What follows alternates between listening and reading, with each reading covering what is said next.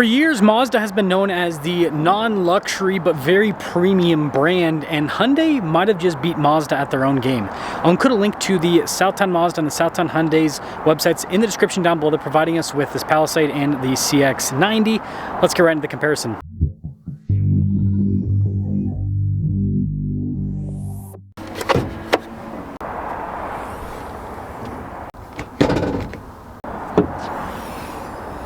Powering the Palisade is a 2.5-liter four-cylinder paired to a hybrid and a 6-speed automatic. Fuel economy is 29 around town, 30 on the highway, with power outputs being 329 horsepower and then 339 pound-feet of torque. Now the Mazda also has a 2.5-liter four-cylinder, but this is paired to a plug-in hybrid system and an 8-speed automatic. So with this, you actually get a little bit more driving range, or a lot of it, so 26 miles on a charge. When it comes to fuel economy, if you have no hybrid assist, then you're looking at 26 miles per gallon. So somehow a little bit less efficient. I'm not sure on that part of things. But I mean, obviously the plug-in gives you more efficiency, technically. Anyways, 323 horsepower, 369 pound-feet of torque. If you're able to, I'd really appreciate it if you would subscribe. Now, when it comes to design, the Hyundai is very boxy. I mean, they're basically copying Range Rover with a lot of the style elements. I mean, look at the headlights, for example. The Mazda, on the other hand, is a lot more angular with the design, and look at the roofline, for example, a lot more rounded off compared to the Hyundai's more boxy roofline. 265 by 45 by 21 is the tire and wheel setup with the Hyundai. 275 by 45 by 21 is the tire and wheel setup with the Mazda, so almost identical, just a little bit wider tires. Not the best side profile view, but this will give you an idea of the overall silhouette of the Hyundai, and man, those wheels do pop out quite a bit. I like them. And then here is the Mazda. Again, things are a lot more rounded off, and the wheel design from a distance, it kind of looks like swords or almost teeth kind of pointed in towards the center. Now, being a plug-in hybrid, we've got big power with the outlet, 1500 watt inverter, and then you do get some USB ports here in the back with the Mazda. Now, the third row does fold down flat, which is a nice feature to have. But yeah, quite a bit of space. The third row in the Mazda is going to be smaller compared to the Hyundai, just with how they've packaged everything here in the back. And then finally, it's not really storage underneath the floor, or very little, but anyways, let's close her up. Now, unlike the strap system in the Mazda, the Hyundai has all these fancy electronic controls for all of the seats. Now, the benefit is obviously you press a button to do the seat thing, but the downside is it's a little bit slow to react, but once it's done, it's done. Still have some USB action in the third row. You've got recline function too, and like I said, there's just more space in the back, also kind of vertical space with the boxier design. And in general, the cargo area just kind of looks bigger than what you have in the Mazda. And when you look at the back ends of both of them, it makes sense. The Mazda, you can see, kind of tapers off, so you've got more of like a bubble shape, which is going to bring the roofline down quite a bit, whereas the Hyundai just goes straight to the back. Legroom in the back of the Mazda is really good for the second row. We've got a little storage pocket. We have our own climate zone here, USBs, heated seats.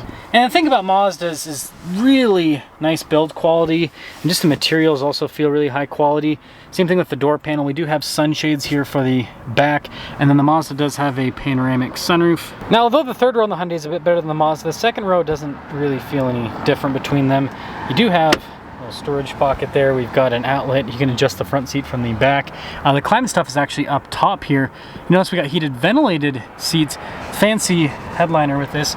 There's not only a sunroof in the back, there's also a regular one up front in the Hyundai. Now, everything feels really high quality here in the Hyundai, but it doesn't quite have the same tactile feel as the Mazda. Same thing with the door panel. It's like nice, but you can kind of tell that, I don't know, it doesn't have the same craftsmanship. Now, the Mazda's got blind spot wiring up front. The front windows are double paned with the Mazda. And then you've got your power folding mirror function. Again, more of that nice design on the door panel. And then with the seats, of course, they're going to be power adjustable. They're perforated all down the center too. This does come equipped with stuff like memory seats, and just press that. Boom! Full digital gauge cluster. We're not going to do a deep dive into it, but it shows you information on the hybrid system, which is important because you've got to know how much range you have with a plug-in hybrid like this. It also comes with a heads-up display. The steering wheel has lots of soft touch trim all around. You've got adaptive cruise control with lane centering, all of the works. And this is going to come with a 360 camera system. Man, we'll compare glare with them. That's quite a bit of glare. But yeah, with the infotainment system, if you use Android Auto or Apple CarPlay, it's a touchscreen, but if you don't, it's not. It's controlled via a dial. Got a bunch of physical buttons for the dual zone climate, also for the heated and ventilated seats. I've rear climate with this as well, if you guys remember.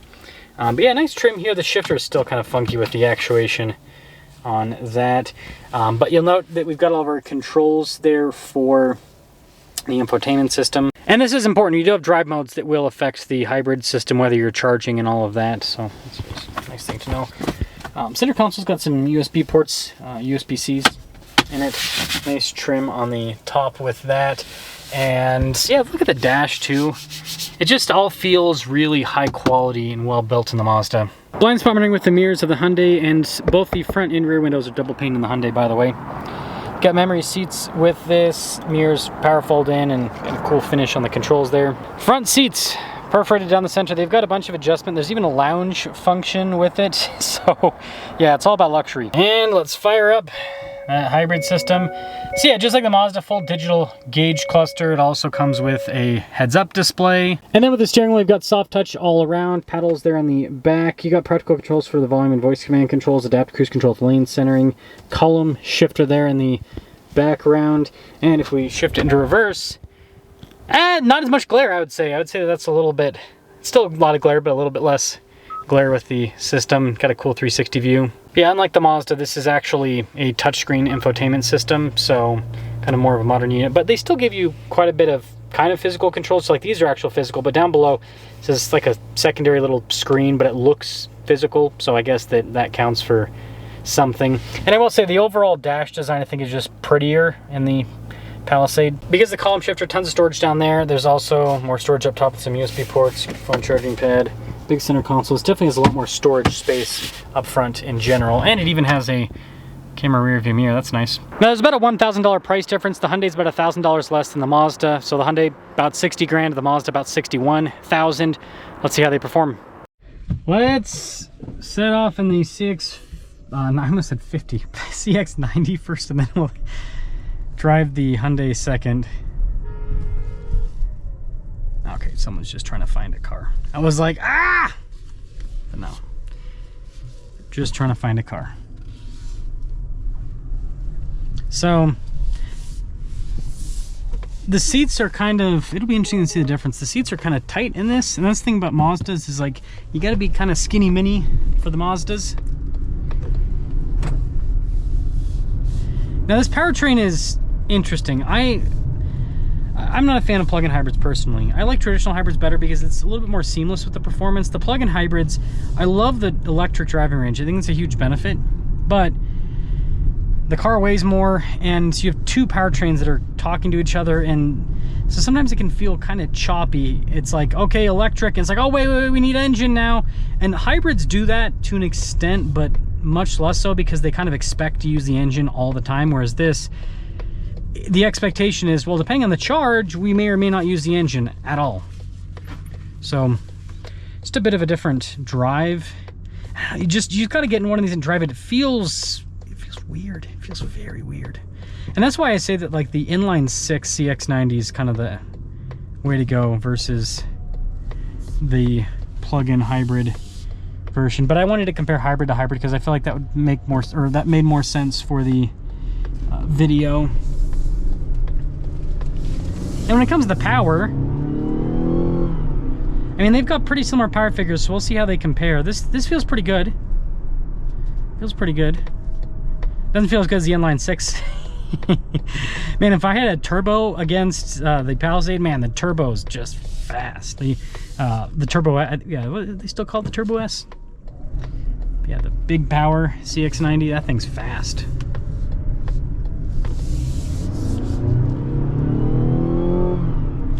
Yeah, you gotta kind of ring it out a little bit.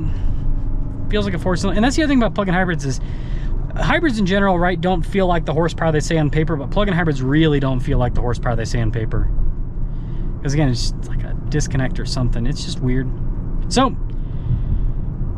the CX-90, it's got a lot of luxury, and it's got Japanese luxury is different from Korean luxury, is different from American luxury, is different from German luxury. Japanese luxury is kind of about being conservative, right? It's like you touch everything and you can tell it's high quality. It doesn't look the flashiest, but it feels nice. Everything in this interior feels nice to the touch, and it feels like it's gonna last a long time as well. And that's kind of Japanese luxury. That's the appeal of Japanese luxury. You feel like you're getting a high quality, long lasting product. It's not the flashiest, it's not the fanciest, but the quality is there. So we'll see how that compares to the Korean luxury. Now in the Hyundai, I can tell you it's quieter. You notice it. You definitely notice it. And I will be making a video in the near future to show you guys how to tell if cars have double pane windows or not, because I've had a lot of people asking me about that. Because I'll say, hey, this car has double pane windows, and people are like, I can't find it in the pamphlet. You're lying. It's like, no. I saw it with my own 2 eyes. So yeah, I'll make that video in the near future. But it does make a big difference with less with wind noise. It helps out a little bit with wind noise, but mostly helps out with the tire noise that you'll get. This is like the worst place to turn up because you got these trees in the way and cars. Can't see anything.